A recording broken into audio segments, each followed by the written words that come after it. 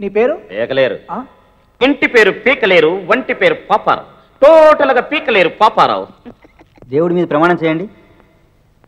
నేను దేవుని మీద ప్రమాణం చేయను. మరి ఎవరి మీద చేస్తావు? ఆ జడ్జి బాబు మీద ప్రమాణం చేస్తాను. జడ్జి గారు దేవుడు కాదు. మీకు కాదేమో, నాకు ఆయనే దేవుడు. నేను ఇప్పటికి 3 తడవలు దొంగతనం కేసు మీద కోర్టుకొస్తే ఎన్నడన్నా మకానుభావుడు 4 రోజులకు మించి నాకు శిక్ష చేశాడా? లేదే. ఎందుకని? ఆయన దేవుడు గనక, ఆయనకేం మనసుంది గనక. అసలు వీడు ఎట్టాటి పరిస్థితుల్లో దొంగతనం చేసి ఉంటాడు, ఎందుకు చేసి ఉంటాడని ఆ బాబు ఆలోచిస్తాడు. అంతేకాదు, వాడు బుజ్జి బద్ద కోసం చిన్ని దొంగతనం చేసి ఉంటాడు.